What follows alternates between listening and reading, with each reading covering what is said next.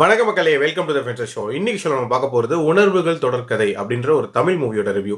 இந்த படம் பார்த்தீங்கன்னா ஆல்ரெடி தேட்டர்ஸில் ரிலீஸ் ஆன ஒரு படம். இப்போ சிம்பிளி சவுத் ஓடிடி ஆப்பில் அவைலபிளாக இருக்கு.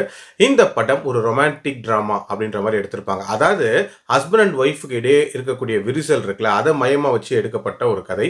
ஆக்சுவலி இந்த படத்தோட ஹீரோவான கார்த்திக் வந்து ஸ்வேதா அப்படின்ற ஒரு பொண்ணோட இல்லை ஒரு லிவிங் ரிலேஷன்ஷிப்பில் இருக்காரு.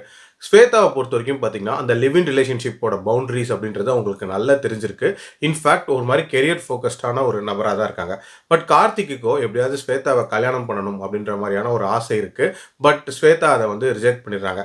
அந்த ஃப்ரஸ்ட்ரேஷனில் இருக்கிற கார்த்திக் வீட்டில் பார்க்கக்கூடிய பொண்ணான பிரியாவுக்கு வந்து ஓகே சொல்லிடுறாங்க. பிரியாவை பொறுத்த வரைக்கும் கார்த்திக்கை அவங்களுக்கு ரொம்பவே பிடிச்சிருக்கு. இன்ஃபேக்ட் நல்ல ஒரு அன்பை வந்து வெளிப்படுத்துறாங்க. பட் கார்த்திக்கு அவங்க மேலே இன்னும் அந்த அன்பு அப்படின்றது வராமல் இருக்கு. ஸோ இப்படி போயிட்டு இருக்க எங்களோட ரிலேஷன்ஷிப்பில் என்னென்ன மாதிரியான பிரச்சனைகள் வருது அண்ட் டுவர்ட்ஸ் தென் சேர்ந்தாங்களா இல்லையா அப்படின்ற மாதிரி நிறைய விஷயங்களை சொல்லக்கூடிய ஒரு படம் தான் இந்த படம்.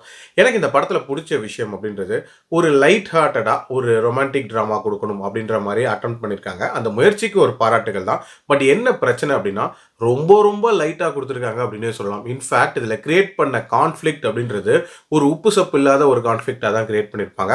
அதையும் கிரியேட் பண்ண விதமுமே ஒரு மாதிரி செயற்கைத்தனமாக தான் இருந்துச்சு. அதுவே இந்த படத்துக்கு ஒரு மிகப்பெரிய மைனஸாக இருந்துச்சு. அதே மாதிரி இந்த படம் ஸ்டார்ட் ஆன விதம் அப்படின்றது ஒரு நல்ல ஸ்டார்ட்டாக தான் இருந்துச்சு. அந்த லிவ் இன் ரிலேஷன்ஷிப்பை காட்டுறதா இருக்கட்டும், அதுக்கப்புறம் வந்து மேரேஜுக்கு ஓகே சொல்கிறதா இருக்கட்டும், அண்ட் புதுசாக ஒரு பொண்ணு வரதா இருக்கட்டும், இது எல்லாமே ஓரளவுக்கு நல்ல ஒரு ஸ்டார்ட்டாக தான் இருந்துச்சு. பட் அதுக்கப்புறம் அந்த ரிலேஷன்ஷிப்பை கொண்டு போன விதம் அப்படின்றது தான் வந்து லைவ்லியாக கொண்டு போகல. அதுதான் வந்து ரொம்ப முக்கியமான ஒரு விஷயம் அப்படின்னு நான் சொல்லுவேன். ஆல்சோ தமிழ் சினிமாவில் இந்த மாதிரியான லவ் ஸ்டோரிஸ்க்குன்னு ஒரு டெம்ப்ளேட் இருக்கும். அதாவது ஹீரோ ஹீரோயின்குள்ள ஒரு பிரச்சனை வரும். டுவர்ட்ஸ் தி எண்டு யாரோ ஒருத்தர் வந்து வெளிநாட்டுக்கோ இல்லை வெளியூருக்கோ ட்ராவல் பண்ணுற மாதிரியான சுச்சுவேஷன் இருக்கும். அப்போ வந்து பிரேக் டவுன் ஆகி ரெண்டு பேரும் ஒன்று சேருவாங்க அப்படின்ற மாதிரியான ஒரு விஷயம் இருக்குல்ல. கிட்டத்தட்ட அதே டெம்ப்ளேட் மாதிரி தான் இதுவுமே போகும்.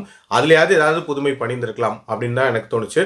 ஓவரால் என்னை பொறுத்த வரைக்கும் ஒரு பிலோ ஆவரேஜ் மூவி தான். என்னோட ரேட்டிங் இந்த படத்துக்கு 2/5. டைம் இருந்தால் வேணால் ட்ரை பண்ணி பாருங்கள். அடல்ட் கண்டென்ட்லாம் இல்லை, க்ளீன் வாட்ச் தான். மீண்டும் அடுத்த விமர்சனத்தில் சந்திக்கிறேன். நன்றி, வணக்கம்.